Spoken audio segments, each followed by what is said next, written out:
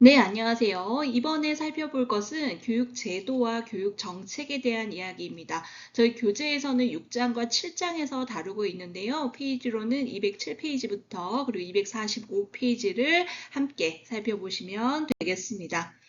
전반적인 교육 제도와 그리고 교육 행정 제도에 대해서 알아보고요. 교육 정책이 어떻게 만들어지는지 그 과정을 좀 가볍게 살펴보도록 하겠습니다. 먼저 학습 목표 확인하고 가야겠죠? 우선은 저희가 이 과정에서 다룰 내용은 먼저 우리나라 교육 제도의 특징들을 설명해 보고요. 그리고 교육 환경의 변화에 따라서 우리나라 학교 제도의 개선 방향들을 좀 설명할 수 있었으면 좋겠습니다. 그리고 지방교육 자치제도의 필요성, 그리고 원리와 주요 내용, 그리고 향후 과제들을 한번 설명해 보고요. 또 학교 운영위원회의 기능들을 알아보도록 하겠습니다. 마지막으로 교육 정책의 의의와 그것이 어떻게 형성되는지 그 과정을 알아보겠습니다. 자, 먼저 교육제도에 대해서 알아보도록 하겠습니다. 교육제도라 함은 무엇일까? 우선 한 국가의 교육에 대한 전반적인 체계를 우리가 교육제도라고 얘기를 하고요. 즉 그것은 교육의 목적이나 내용, 방법, 그리고 교육의 조직, 그리고 행정 같은 것을 모두 법에 의해서 제도화한 것을 교육제도라고 우리가 정의를 합니다. 교육제도에는 학교제도가 있고요. 그리고 교육행정제도가 있습니다. 그리고 사회교육제도 이렇게 구분이 되어 있어요. 학교제도라는 것은 우리 학교의 계통이나 학교 단계별로 그러한 제도들을 의미하고요. 그리고 교육행정제도라는 것은 지금까지 우리가 배웠던 것들을 포함해서 중앙집권제 행정체제나 지방분권식 행정체제들을 의미합니다. 그러면 이러한 내용들을 하나하나 좀 먼저 살펴볼게요. 먼저 학교 제도부터 알아봐야 되겠죠? 학교 제도의 구조 그리고 그 유형들을 좀 확인해 보겠습니다. 한국의 학교 제도는 어떻게 되어 있을까요? 우리가 이미 경험하고 있는 그런 제도잖아요. 그래서 여러분들이 훨씬 더 이해가 쉬우실 거라고 생각이 듭니다. 먼저 학제의 구조는 수직적 계통성과 수평적 단계성으로 구성되어 있습니다. 먼저 계통성과 단계성, 각각 어떤 의미인지 한번 살펴보면요. 계통성이라는 것은 그 어떤 교육을 하고 있는가, 즉 어떤 계층의 취약자를 대상으로 해서 학습을 하고 있는가를 나타내는 거예요. 쉽게 얘기를 하면 즉 귀족학교, 과거에 서양에는 귀족학교가 있었고 서민학교가 있었죠. 이게 계통성이거든요. 즉 요즘 우리는 그 인문계, 그리고 실업계 고등학교가 있죠. 이런 것처럼 어떠한 교육을 하는가, 그 계통성을 특징으로 하고 있다라고 보면 좋을 것 같고요. 두 번째 단계성이에요. 어떠한 연령층을 대상으로 하는지 혹은 어느 정도의 교육 단계인지를 볼 수 있는 건데요. 쉽게 우리는 취약전, 초등, 중등, 고등 이렇게 교육을 하잖아요. 그래서 이것을 단계성이라고 이야기를 합니다. 우리나라의 학제를 보면 그것이 한눈에 보일 건데요. 저희 교재 255페이지 보면 7-4번 이미지를 한번 살펴보시면 좋을 것 같아요. 제가 한번 그림을 가져와 봤는데 조금 저희 책에 있는 거에서 약간 기울어 놨어요. 이 화면에 넣기 위해서 약간 기울었습니다. 자, 보시면은 유치원, 초등, 중등, 고등, 대학, 대학원까지 그쵸? 계층성을 가지고 있죠. 네. 그래서 이러한 그 과정들과 그리고 중학교만 있는 것이 아니라 방통중학교도 있고 사립체 부살중학교도 있고 국민학교도 있고 그렇구나라는 것도 보여지실 겁니다. 자, 현행 학제의 구조를 보면요. 크게는 기본학제와 특별학제로 구분이 되는데요. 기본학제는 우리 학제의 근간이 되는 구성이라고 보시면 되고요. 바로 6334제의 정규학교 교육을 제도로 하고 있죠. 그래서 6334 이게 기본학제입니다. 그리고 고등학교는 중학교에서 받은 교육의 기초를 위해 중등교육 및 기초적인 전문교육을 하는 것을 목적으로 하고 있습니다. 그러면 특별학제는 뭔가라고 하면요. 이 기본학제의 보완적 기능을 수행한다라고 보시면 될 것 같고요. 혹은 약간 사회교육의 성격을 가지고 있는 그러한 정규학교의 교육 과정에 준하는 그런 교육을 실시하는 학교 제도를 의미하기도 합니다. 그래서 되게 반개학제라고 표현을 하는데요. 이 총괄에서 반개학제라고 표현하는데 약간 그 반개학제라는 게 여러분들이 익숙하지 않은 단어일 수 있어서 자, 반개학제라는 것은 뭐냐면 대안학교 혹은 홈스쿨링 그리고 공민학교, 그 방송통신고등학교 이런 것들을 반개학제라고 얘기하거든요. 그래서 이러한 부분들을 우리는 특별학제라고 이야기를 하고 있습니다. 현행학제의 문제점을 좀 살펴보자면요. 먼저 경직성을 들 수 있는데요. 교육체제에 있어서의 탄력성이 좀 결여되죠. 우리나라의 교육은 딱 학년제가 딱 고정되어 있잖아요. 그래서 이렇게 움직이기가, 조율하기가 좀 어려운 경향들이 있습니다. 학교 제도가 넓은 의미와 교육 제도로서 딱 확정되어 있는 것들이 이러한 경직성이 문제점으로 지적되기도 합니다. 그리고 유아교육을 공교육으로 흡수하자라는 주장들이 계속 제기되고 있는데 그것이 아직은 실현되지 못한 상태입니다. 두 번째는 비효율성인데요. 교육 연한의 적절성이 결여된다라는 주장들이 있어요. 그래서 우리가 학습한 기간이 매우 길다라는 그런 주장들이 있고요. 그래서 교육비 부담 자체도 매우 과중한 그런 상태입니다. 요즘의 그 교육제도, 교육 현황을 보면 거의 전문대든 대학이든 대학까지 가야 되는 경향처럼 분위기가 만들어지고 있잖아요. 그래서 의무적으로 교육을 해야 되는 연한들이 매우 점점 길어지고 있고 이것은 교육기간이 길어진다, 장기화된다는 것은 곧 다른 의미로는 사회 진출 시기가 늦어진다라는 의미이기도 하니까 청년의 수가 굉장히 많이 줄었는데 또 사회에 나오는 청년의 수는 더더욱 줄어들고 있기 때문에 이것이 문제가 된다라고 이야기를 하고 있죠. 그다음 지체성인데요. 산업 구조 변화에 적합하지 못하다, 미흡하다라는 겁니다. 그래서 멀티미디어도 확산되고 정보통신 기술 이런 거 굉장히 발달돼서 교육에 제시되고 있지만 적극적인 활용에 대한 요구의 증가에도 불구하고 실질적으로 그것이 잘 부응되고 있지는 않다라는 비판이 있고요. 현재 그것을 적절하게 적용하고자 많은 방안들을 교육부에서 고민을 하고 있는 그런 상태입니다. 마지막으로 청소년 발달에서의 부적합성을 이야기하고 있는데요. 청소년의 성장이나 발달이 급격하게 향상되고 있잖아요. 그렇죠? 지금 초등학생들의 키나 그 성장 과정들을 보면 과거의 중고등학생과 비슷할 정도이거든요. 그래서 굉장히 빨리 성장하고 있고 그리고 인지 능력도 빠른 것 같아요. 인지 능력도 굉장히 빨라진 것 같아요. 그럼에도 불구하고 사춘기나 2차 성징의 연령이 낮아지는 그런 추세에도 불구하고 학제 연령 부분은 변하지 않고 있죠. 계속 유지되고 있는 거잖아요. 그런 부분이 지금 현재 부적합하다라는 주장들이 있어요.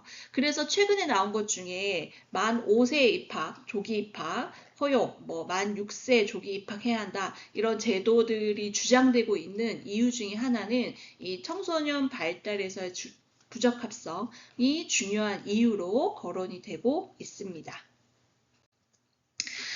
다음 두 번째 교육행정 조직에 대한 이야기들을 좀 살펴보도록 하겠습니다.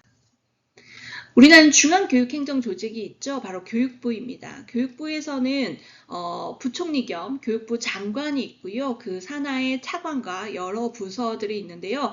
각각 부서에서 주로 관장하는 일들은 먼저 교육, 사회, 문화 분야의 정책을 총괄하고 조정하는 일들을 하고 있고요. 그리고 이것과 관련되어 있는 인적 자원을 개발하는 정책들을 만들고 있습니다. 그리고 학교 교육과 평생교육, 그리고 학술에 관한 사무 업무들을 관장하고 있다라고 보시면 되겠습니다. 자, 우리나라는 지방교육자치제를 선택하고 있죠. 그래서 지방교육행정조직, 그리고 교육자치제도에 대해서 저희가 좀 살펴볼 필요가 있습니다. 지방교육자치제는 두 가지 의미를 포함하고 있는데요. 첫 번째는 교육자치이고요. 두 번째는 지방자치입니다. 자, 교육자치라는 것은 교육행정을 일반 행정으로부터 독립시킨다는 얘기예요. 교육자치. 그래서 독립시켜서 교육 따로 행정이 이루어진다라는 의미이죠. 그래서 교육의 자주성을 실현하고 있다라고 보시면 되겠습니다. 두 번째는 지방자치를 하고 있는데요. 지방자치라는 것은 교육 운영을 중앙에서 중앙의 행정 통제로 모든 것들이 이루어지는 것이 아니라 중앙에서 분리되고 독립되어 각각의 지방의 분권에서 실현을 시킨다라는 거예요. 그래서 교육 운영의 지방 분권 그리고 주민 자치를 실현시키는 것을 의미하고 있습니다.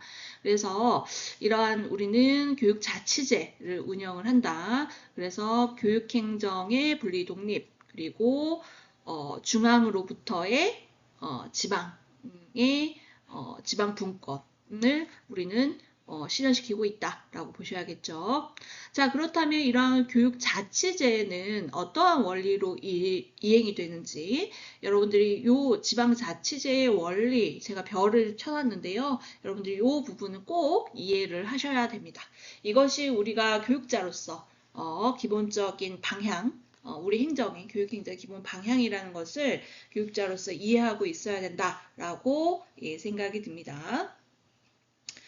자, 우선 지방 분권의 원리입니다. 우리는 중앙 권한의 이항으로 지방 교육 행정기관이 독자적이고 창의적이고 자율적인 의사결정을 통해서 지역의 특성 그리고 실정에 맞는 교육을 실시해야 합니다. 그렇죠? 그래서 지역에 따라서 다를 거잖아요. 사실 서울 지역 다르고 만약에 농사를 많이 짓는 농민들이 많이 모여 있는 지역 다르고 산촌 다르고 그리고 섬 다르고 각각의 상황이나 그런 조건이나 이런 부분부터 거기 구성원들도 다 다를 거라고 생각이 들어요. 그런 부분에서 중앙에서 제시하는 어떠한 제도나 정책들을 그대로 흡수하기는 어려울 거고요. 그렇기 때문에 각 지역의 특성에 맞게 그 지역의 실정에 맞게끔 독자적이고 창의적으로 의사결정하고 교육이 이루어질 수 있도록 제도가 이루어질 수 있도록 하는 것이 바로 지방 분권의 원리입니다. 두 번째는 주민 통제의 원리인데요. 주민 자치가 이루어져야 된다라는 거예요. 즉 교육 정책은 지역 주민의 의사에 따라서 결정이 돼야 된다. 즉 뭐냐면 민주성을 의미합니다. 어떠한 그 관리자 아니면 공무원의 어떤 방향성 아니 그의 주장이나 일관적인 생각만으로 이 교육 정책이 이루어지는 것이 아니라 지역 주민의 의사에 의해서 주민자치가 이루어져야 된다라는 의미입니다. 다음은 교육행정 독립의 원리, 즉 자주성을 의미하는데요. 교육의 독자성, 교육은 다른 영역과 매우 다른 특수성을 가지고 있죠. 그리고 전문성을 보유하고 있어야 되고요. 그래서 교육행정은 독립의 원리를 가지고 있습니다. 그래서 특수성을 인정하고 그래서 중요한 건 뭐다? 정치적인 중립성을 보장해야 된다. 여러분들 이거 되게 중요할 것 같아요. 별표 한 번 더 치셔야 되겠어요. 교육은 그들의 특수성을 인정하기 때문에 정치적 중립성을 보장해야 된다. 자주성입니다. 자, 네 번째는 전문적 관리의 원리. 즉 교육은 전문성과 특수성을 인하기 때문에 그것을 잘 할 수 있는 전문가가 담당을 해야 한다. 그래서 우리가 행정직을 뽑을 때도 교육행정직 해서 그 전문성을 인정하기 때문에 교육행정직을 뽑죠. 그래서 전문가에 의해서 관리가 이루어져야 한다라는 거를 체크해 보실 필요가 있습니다. 이 네 가지의 교육 자치제의 원리 여러분 꼭 기억하십시오. 이런 자치제도의 구성과 운영을 한번 살펴보면요. 우선 기본 구조는요. 현행 교육자치제도는 시도 단위의 광역 지방교육자치제를 운영을 하고 있습니다. 그리고 교육감이 있는데요. 교육감은 시도의 교육 그리고 학위에 대한 사무의 집행기관 이고요. 그래서 임기 4년 그리고 계속 재임이 3기까지 가능합니다. 주민 직선제 우리나라의 교육감은 주민 직선제로 운영을 합니다. 여러분 기억하십니까? 여러분 선거하실 때 보면 그렇죠? 그 교육감 우리 지방 선거할 때 보면은 교육감 후보 이렇게 해서 저희가 선택하죠. 저희가 직접 뽑고 있다라는 겁니다. 지방의회, 즉 교육위원회는요. 지방의회에서 실시를 합니다. 그래서 시도의회가 곧 의결기관이 되고 있습니다. 교육감의 보조기관이나 하급 지방행정기관은 부교육감 그리고 1개 혹은 2개 이상의 시군 및 자치구를 관할구역으로 하는 교육지원청을 운영을 하고 있습니다. 자, 이러한 우리나라의 지방교육행정 조직 그리고 교육자치제도가 문제점이 있다고 하네요. 그런 문제점과 개선 방안을 좀 살펴볼 건데요. 먼저 의결기관이 일반행정과 통합된 것은 교육의 자주성, 전문성, 정치적 중립성 측면에서 문제의 소지가 있다라는 주장이 있습니다. 그렇죠. 지방의회가 곧 교육의회가 되기 때문에 이런 의결기관이 통합되어 있다. 일반행정과 통합되어 있다는 것은 앞서서 우리가 교육은 자주성, 그리고 정치적 중립성, 그리고 전문성을 가지고 있다라는 부분에 있어서 대치되는 게 아닌가라는 주장이 있고요. 두 번째는 교육감 직선제에 대한 문제점입니다. 교육감 직선제가 해결할 과제라고 하면 우선은 과도한 선거 비용이 있고요. 그리고 투표율, 그만큼 선거 비용을 많이 투여한 데 비해서 투표율이 매우 저조하다라는 거예요. 매우 저조하고, 세 번째는 줄투표 현상이 일어난다라는 것이 문제예요. 가장 큰 문제는 이 줄투표 현상이라는 건데요. 뭐냐면 사실 여러분들 생각해 보세요. 분명히 우리가 투표를 해보셨다면 교육감을 뽑아 보셨을 텐데 내가 교육감 후보가 누가 나왔는지 혹은 누구가 나오는지, 우리 교육감 후보는 우리 지역의 교육감은 어떤 주장을 하고 있는지, 어떤 정책이나 어떤 가치관을 갖고 있는지, 이런 것들을 여러분들 혹시 아시나요? 혹시나 알고 어떤 후보들이 나왔는지를 쭉 살펴보시고 뽑으셨나요? 많은 분들이 아니요라는 대답을 많이 하시게 돼요. 특히 시장 뽑을 때 시장에 대한 거 관심이 좀 있으시잖아요. 그렇죠?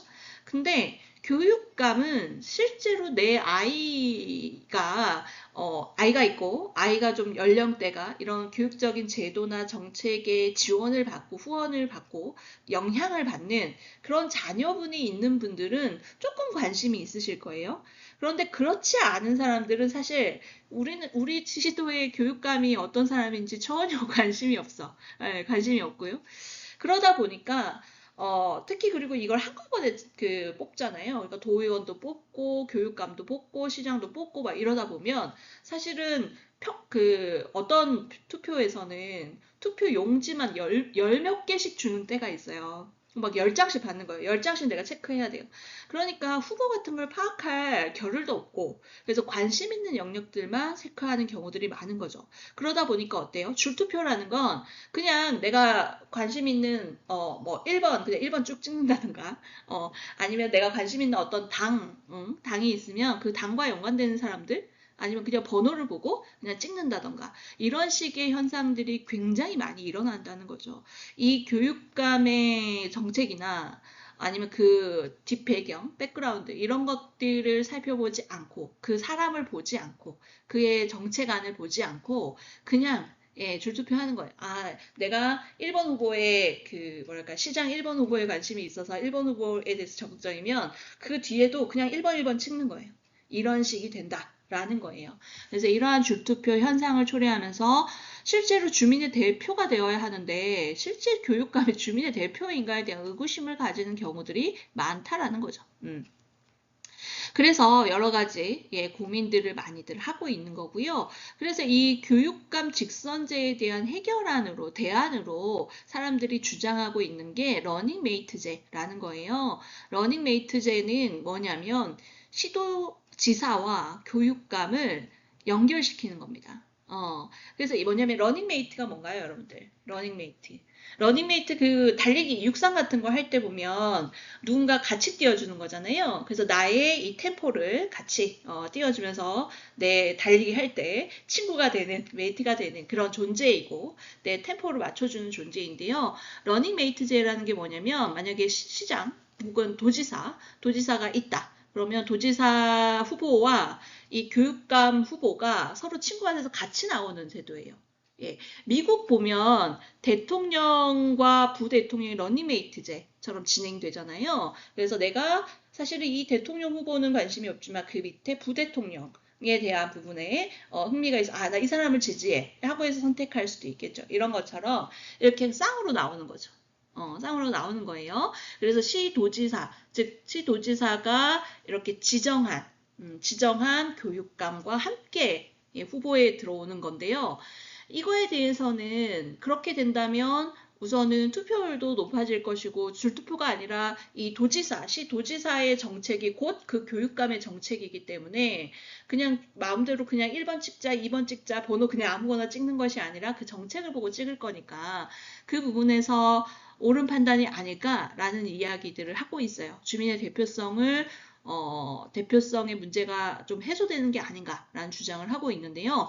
근데 반대로 많은 반대도 있어요. 뭐냐면 교육에 정당이 개입하게 되는 거잖아요. 그쵸? 예, 시장, 도지사는 어떤 정당입니다. 그쵸? 정당인인데 그 정당인이 내가 같이 메이트할 교육감을 선택하는 거, 지정하는 거거든요. 선택을 합니다. 그렇다면 교육감 후보는 어떻게 해야 돼요? 내가 교육감 후보가 되고 싶으면 특정 정당에 잘 보여야 돼요.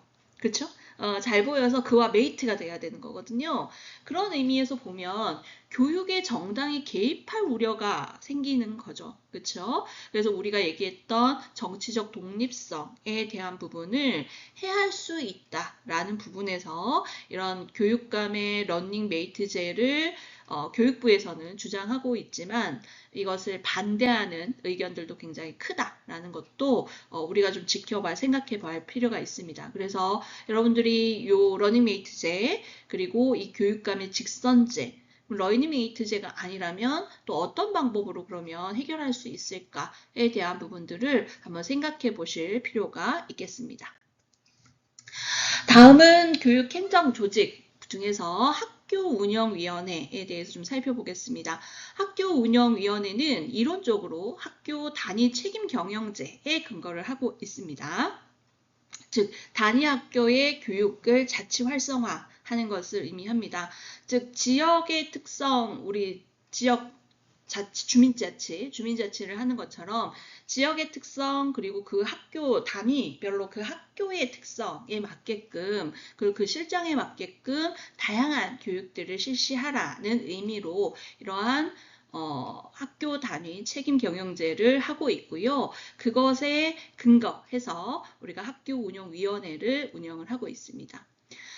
학교 단위 책임 경영제의 기본적인 논리는 단위 학교 주체들에게 권한을 부여한다. 라는 거고 이들의 의사결정 참여를 통해서 주인의식을 가지고 책임감을 갖고 이런 그 참여자들에 대한 만족감을 증진시키는 여기 참여자라는 것은 교사도 될 수 있고 학부모도 될 수 있고 그리고 가장 중요한 것은 학생이겠죠. 그들의 만족감을 증진시키는 것을 중요한 이론으로 보고 있습니다. 이런 학교운영위원회의 기능은 국공립학교의 학교 운영에는 기본적으로 심의기구로 많이 활용이 되고 있고요. 그리고 사립학교의 학교 운영에는 자문기구로서 그 기능을 하고 있습니다. 구성을 살펴보시면 일반적으로 위원회 정수가 5인 이상, 15인 이내로 범위 안에서 학교의 규모에 따라서 정할 수 있도록 되어 있고요. 당해 학교의 교원 대표, 그리고 학부모 대표, 그리고 지역사회 인사들로 구성하고요. 교장은 당연직으로서 교원위원이 될 수 있습니다. 이런 학교운영위원회가 문제점이 좀 있는데요. 먼저 학교위원회 위원들은 형식적으로 각 집단을 대표하면서 거의 개인 차원에서 학교위원회 위원으로 활동해 있는 경우가 많다라고 얘기를 했어요. 즉 어떤 의미냐면 아까 각 지역 그리고 학부모 이런 식으로 위원들이 있죠. 각 그 집단을 대표하는 위원들이 있는데 만약에 학부모 위원이라고 쳐요. 그럼 학부모 대표로 위원으로 구성되어 있지만 학부모라면 전 학부모들을 내가 대표하고 있어야 되는데 그런 입장이 아니라 약간 개인 차원의 누구누구 엄마의 차원으로 이 학교운영위원회에 활동하고 있는 사람들이 많더라는 거죠. 그래서 만약에 지역의 어떤 지역의 주요 인사가 위원회에 되어 있지만 그렇다면 지역의 주요 인사라면 지역민들의 그러한 대표를 하고서 그들의 입장을 주장해야 하지만 그것이 아니라 그 개인의 입장에서 개인이 하고 있는 어떤 사업이나 참여하고는 어떠한 것들의 이윤을 위해서 만약에 본인의 행동, 의사결정에 대한 결정권을 행사한다면 그쵸? 이 취지와 맞지 않죠. 그래서 각 집단의 대표라고 하지만 실제로 활동하는 것은 굉장히 개인 차원의 활동이 많더라라는 거예요. 그리고 비전문가인 학부모위원이나 지역위원회 경우에는 구조적으로 참여에 제한이 있을 수 있고요. 심도 있는 토의가 이루어지지 않고 보고와 설명 위주로 진행돼서 교장 주도로 운영되는 한계를 가진다. 그렇죠. 2번이 굉장히 큰데요. 실제로 학교 운영위원회가 보면 학부모나 또 지역위원들이 전문가가 아닌 경우가 훨씬 더 많잖아요. 그러다 보니까 구조적으로는 각각의 집단들의 대표들이 앉아있지만 사실 내용을 잘 몰라. 그러니까 어떻게 해요? 학교장이 주도하에. 학교장이 그냥 단순하게 이것을 그냥 설명하고 동의해 주십시오 하면 그냥 동의해 주는 이런 식의 진행이 많이 되더라. 그래서 설명 위주로 진행이 되더라. 그러다 보면 교장이 어떤 가치관을 갖고 어떤 정책적인 마인드를 갖고 있느냐에 따라서 그쵸? 좌지우지 될 수 있는 그렇다면 학교 운영위원회라는 것들이 그 역할에 의미가 없는 게 되니까 그런 부분에 한계가 있더라라는 문제점을 지적을 하고 있습니다. 다음은 소극적인 참여 그리고 형식적 운영이라는 문제가 있는데요.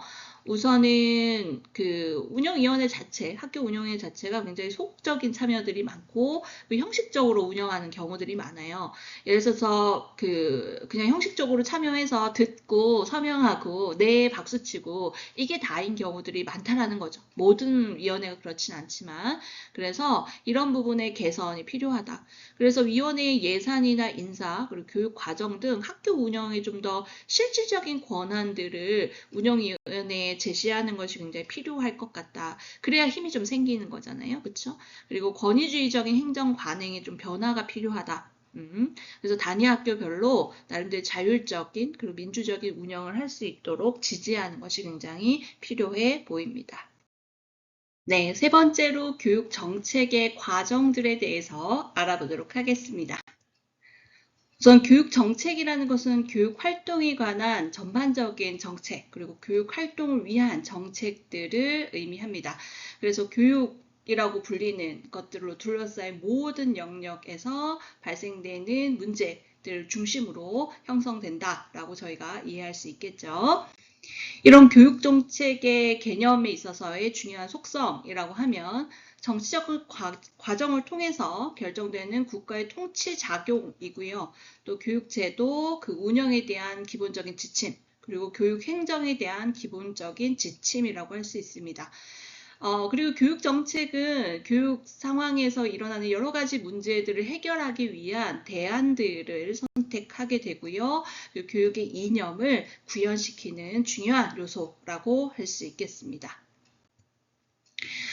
교육 정책에는 그 가치가 굉장히 중요한데요. 가치를 두 가지로 좀 구분을 해봤어요. 과정 면에서 추구되는 기본적인 가치, 그리고 목표와 성과 면에서 추구되는 가치로 좀 나눠봤습니다.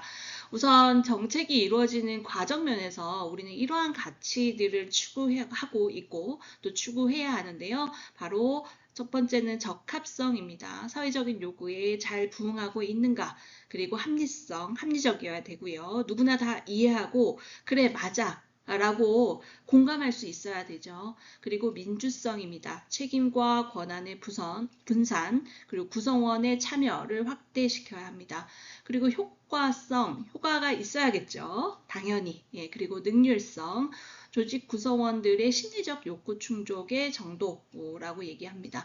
그리고 책무성입니다. 스스로의 행동을 책임지고 설명할 수 있어야 됩니다. 이러한 과정 면에서 추구하는 기본적인 가치들이 있다면 목표와 성과적인 면에서는 어떨까? 우선 형평성이죠. 예, 교육에는 접근할 수 있는 기회 모두 균등해야 합니다. 그리고 그 균등함을 보장해야 합니다.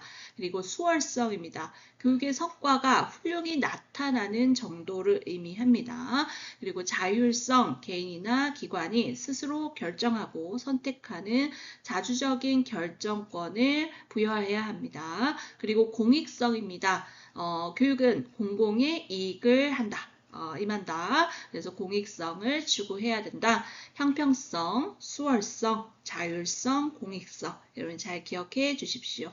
그래서 이러한 가치 체계를 교육 정책과 각기 체계를 종합해서 이렇게 그림으로 한번 그려봤는데요. 교육은 우선은 비본질적인 가치인 효율성과 경제 성장을 의 가치를 갖고 있죠. 내부에 갖고 있으면서도 이것이 본질적인 가치가 이것을 딱 에워싸고 있네요. 그렇죠? 그 본질적인 가치는 뭐냐면 자유와 평등과 박애입니다.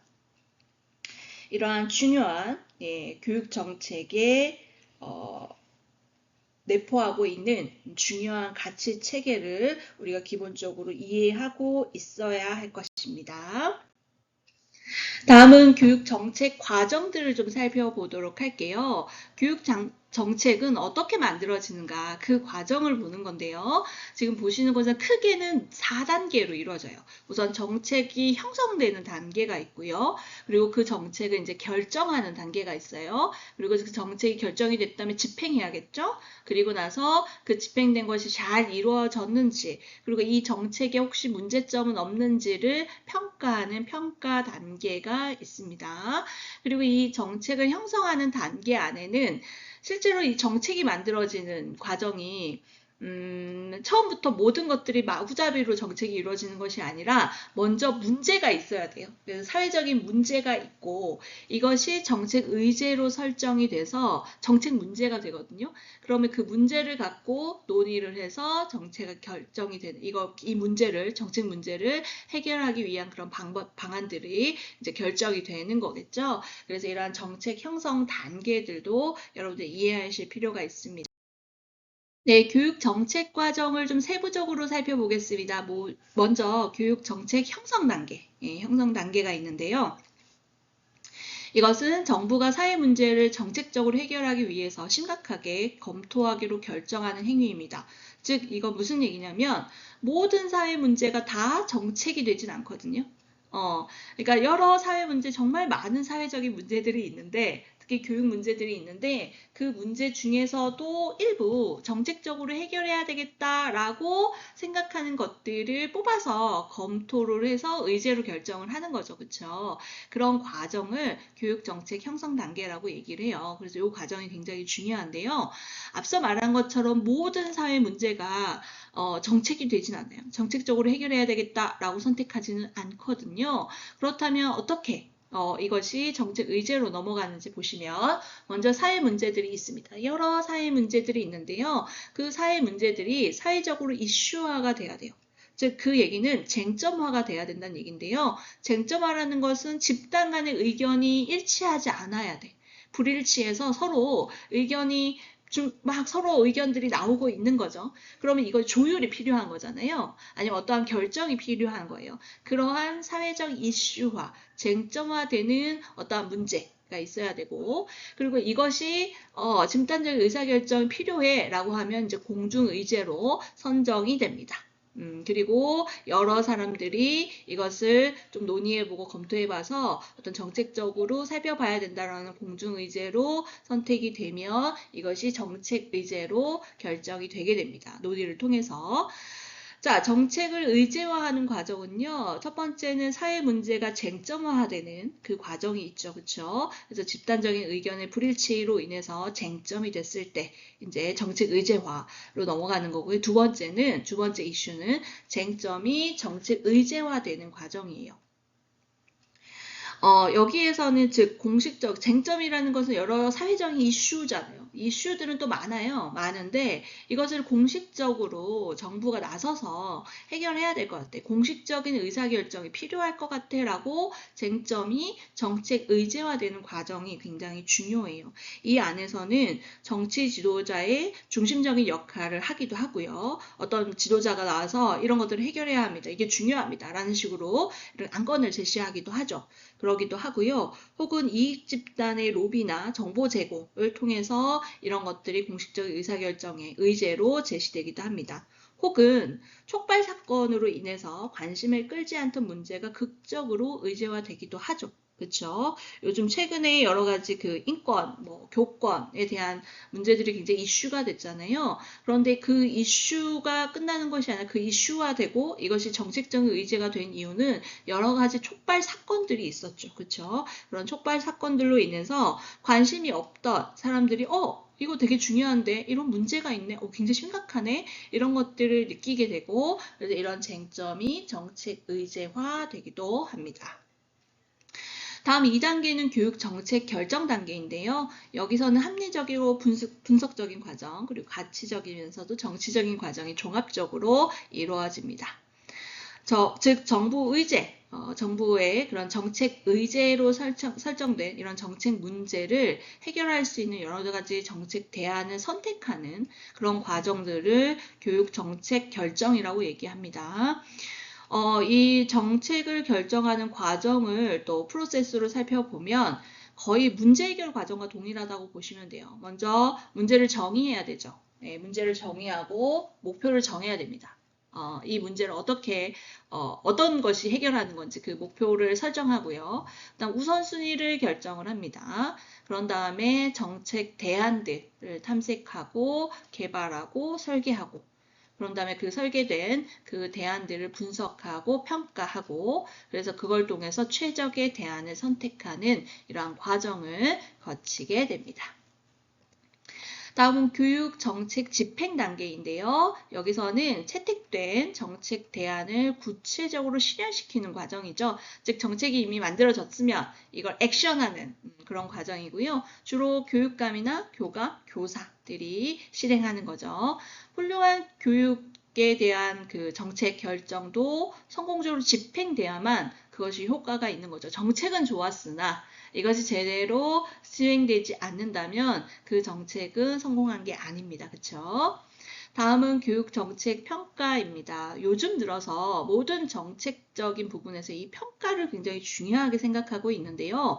이 평가의 목적이라는 것은 정책 과정상에서 환류 기능으로 정책 결정 그리고 집행 과정에 필요한 정보를 제공하여 더 바람직한 정책 추진이 이루어지도록 하는 것이 곧 교육 정책의 평가입니다. 평가의 목표입니다. 목적입니다. 이게 무슨 얘기냐면 환류 기능. 환류가 뭔가요? 내가 사전에 이 정책이 이루어졌어요. 그러면 잘 이루어졌는지를 여러분들이 확인하는 거예요. 뭐 조사를 해보는 거죠. 만족도를 조사를 해볼 수도 있고요. 성과를 탐색해 볼 수도 있고요. 이런 걸 통해서 이것이 어떻게 잘 진행되고 있는지, 부족한 건 없는지, 다시 개선할 점이 없는지 이런 것들을 다시 집행 교육을 정책하는 과정이나 그리고 집행하는 과정에 다시 그 정보를 돌려주는 거 이것을 환류라고 하거든요. 우리가 쉽게는 이런 걸 보시면 돼요. 우리 여러분들 교육 받고 나면 교육 설문지 만족도 조사 같은 거 하잖아요. 그럼 그 만족도 조사를 어떻게 해요? 만족도 조사하면 그게 끝나는 게 아니라 그 만족도 내용을 가지고 앞으로 이 교육 과정을 이렇게 바꾸면 좋겠어요. 이런 건 잘 되고 있어요. 라고 다시 피드백을 주잖아요. 이것이 바로 환류라고 보시면 돼요. 그래서 이런 환류를 위해서 교육정책 평가가 이루어집니다. 정부활동의 효율적인 제고 그리고 정책 과정상에서 책임을 확보하고 정책학습의 활성화에 기여하는 그러한 과정입니다. 교육정책 과정 4단계 여러분들 이해해 주시면 좋겠습니다. 자, 이렇게 저희 교육 제도 그리고 교육 정책에 대해서 살펴봤는데요. 몇 가지 여러분들이 생각해 보실 몇 가지 토론 주제도 함께 제시되었으니 여러분들이 오늘 배운 내용들을 기반으로 해서 이러한 과정들도 좀 생각해 보셨으면 좋겠습니다. 오늘 수업 여기서 마무리하겠습니다. 수고하셨습니다.